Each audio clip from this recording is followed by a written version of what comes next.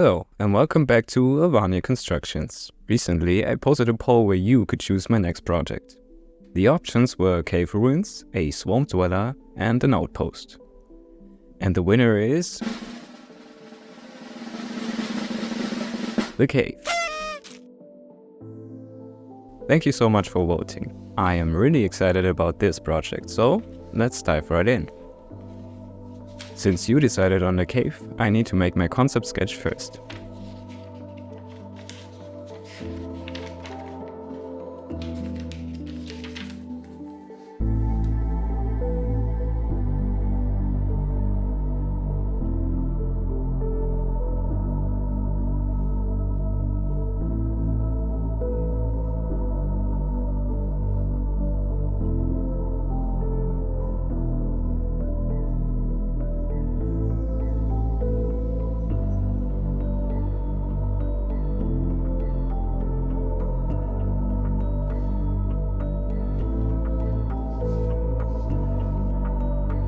The ancient ruins.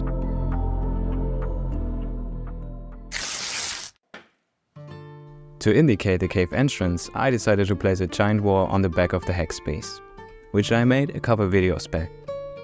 All I have to do is mark the angle correctly, so that I can adjust the same angle on Proxy, our hotwire cutter.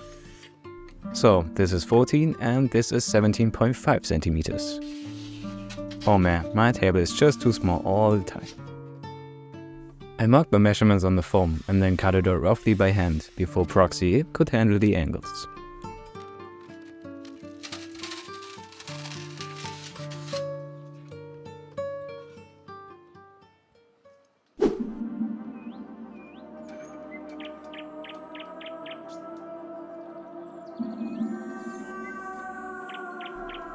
Now that everything is set up correctly, you can get started.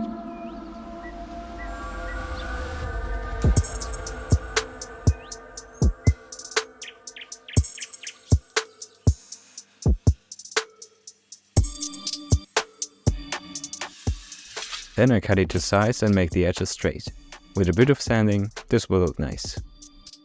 My concept involves two stone relics standing in front of an old stone wall, and these bottles are perfect for that purpose. Using everyday items, just like these very interesting shaped bottles, you can make something completely new.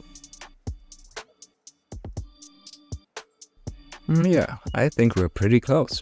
I then mark where the bottles will go and make a hole for both of them to be glued into. To do this, I cut a few vertical lines and then some horizontal lines. This results in squares that can then be cut out easily.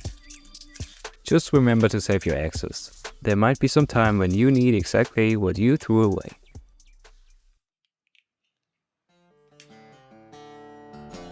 Using a small gas burner, I make some indentations for the path and the unevenness of the terrain.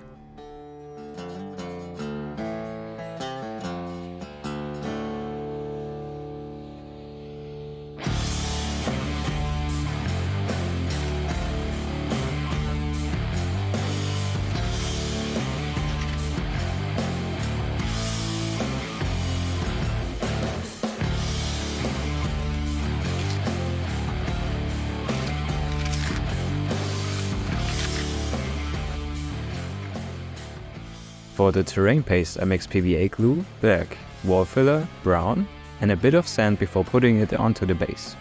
And I just smear it on.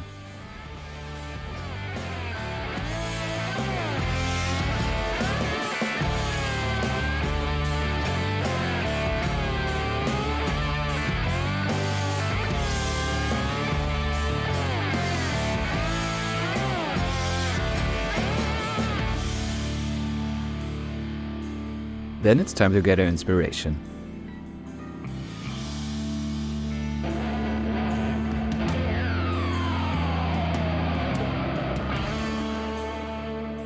And when I found just the right pictures, I started drawing on every single stone with a sharp pencil.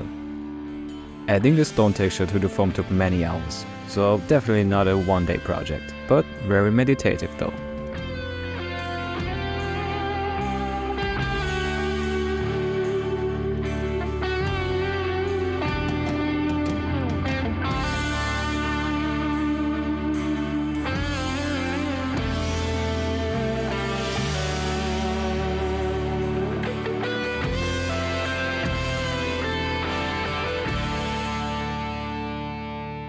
But then I was done, and I could get out the rock.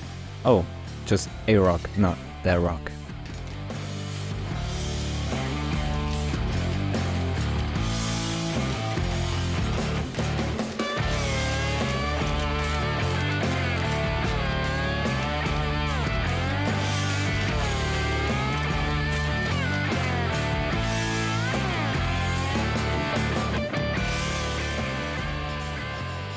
For the wall needs an entrance, I traced this little door. Once the door is cut out, I added door frame. I evened it out with some wood filler just before it was time to sand it. Beveled edges are something I like very much.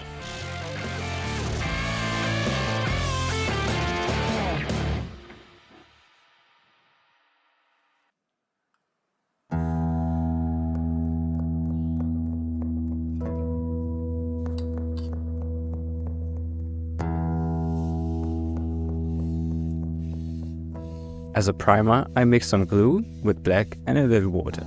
Then I can finally paint the wall using these colors.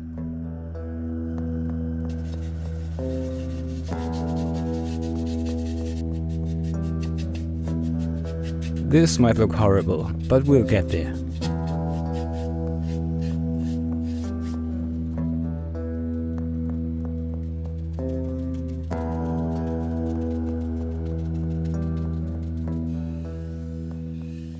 Once this layer is dry, I apply a dark brown wash followed by some grey dry brushing.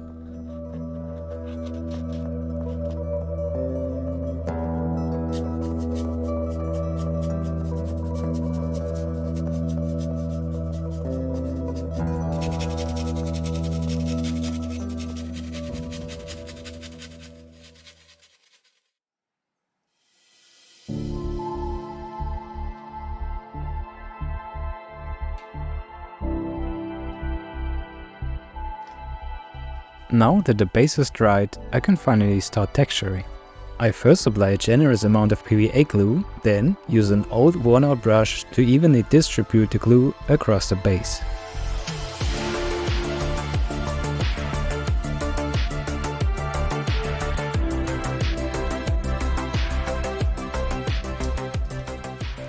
Next, I sprinkle on some dirt from the garden. This adds a natural look and includes tiny branches for extra texture.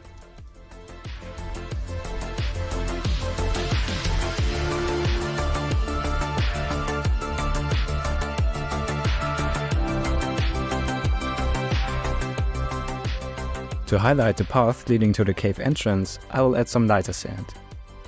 This creates a nice contrast with the darker dirt and guides the eye towards the cave. Even though I will cover it with dirt and grass, it will still be visible. In order to keep everything in place, I spray a little isopropyl alcohol onto the entire thing, and then spread a few drops of diluted PVA glue on the entire surface. This makes the glue spread better and makes sure everything stays put. After drying, additional glue is added to enable the application of static grass.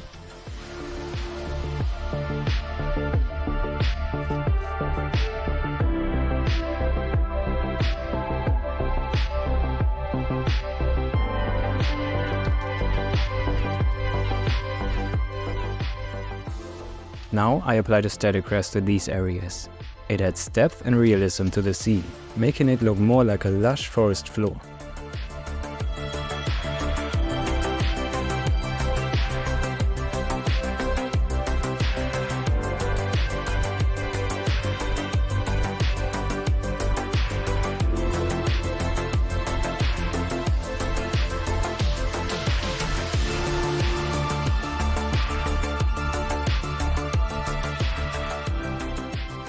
To finish off the base, I paint the edges a matte black.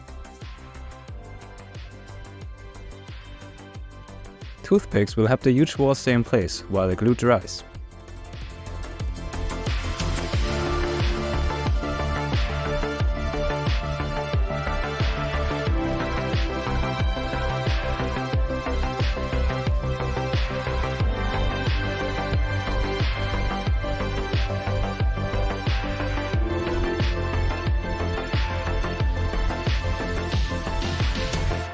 I insert the toothpicks into the base and carefully place the wall on top, making sure it is secure and lined up nicely with the edges of the base.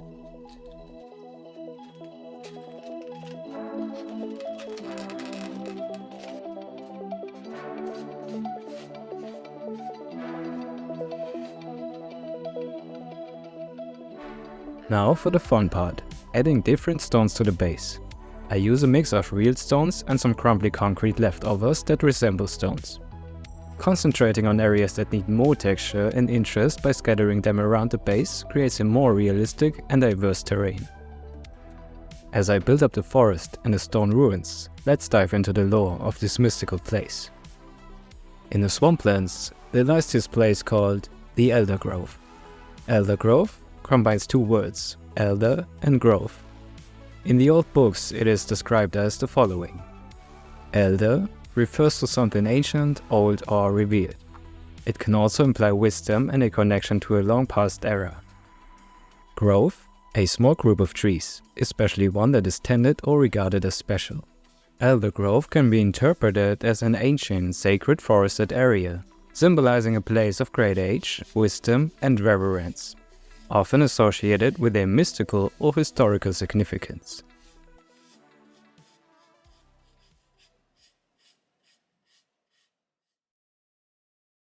First I prep the bottles, which form the base of the stone relics. I have already removed the labels and cleaned them up. On these clear ones you can see the difference between sanded and unsanded. Now I need to do something about this upper part. And wood filler is always a good solution, I tell you. This is actually the leftover from last video. I used this to make the spikes on the Spokelow's legs, if you remember. If you don't, come on, go watch that video after this one. Since the bottles are now roughened, it is easier for the spray paint to stick to them. I start with a primer and then use spray paint that looks like concrete. But beware of the strength this spray paint holds. There are teeny tiny sand particles within this paint, and to get them out, an immense amount of pressure is needed. To prevent the bottle from falling over again, I fill it with a few stones. After this layer has dried, I apply a wash all over it. I have already introduced you to the lore of this place, but now let's explore the story behind it. This ancient forest is a hidden gem within the Swamplands. Unlike the surrounding bogs and marshes, Eldergrove boasts lush greenery and towering trees that have stood for centuries. The trees here have grown in such a way that they form natural archways, creating a sense of grand entrance for anyone who dares to explore. Regarding the ancient ruins of Eldergrove, a man named Alva recorded this in his journal. Brief description: a place where ancient history meets the lush, untamed beauty of nature. Deep within the swamps lies an area, unflooded, hidden, and full of life. Towering stone relics guard the entrance to an ancient cave, its weathered surface hinting at a forgotten civilization. Overgrown with ivy and creepers, the cave wall invites explorers to uncover its secrets. Surrounded by a rainforest-like environment, with immense trees, mossy stones, and vibrant patches of grass, this mystical location captivates the imagination and promises endless adventures. Legends. Crafted by the Eldarians, a long-lost civilization renowned for their stoneworking skills, these relics were designed to guard the Hall of Vespers. But why is it called the Hall of Vespers? Legends of hearing ancient whispers are what give the Hall of Vespers its name. It is said that Usla, an explorer who ventured into the Hall of Vespers a couple of decades back, heard mysterious voices but couldn't discern their origin. Believing this cavern hall to be lost to time, he was filled with a deep sense of fear. Despite his efforts to trace the source of the voices, they remained elusive, echoing eerily through the cave. Unable to find the origin of the whispers, Usla left the hall anxiously, haunted by the experience. This place may seem lost and abandoned, its serene quiet broken only by the whispers of the wind through the trees. But is it truly deserted?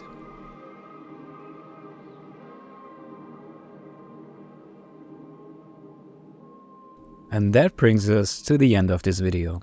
I'll share a separate video on how I made these trees soon. Would you like to see that? But now it's time for the beauty shots.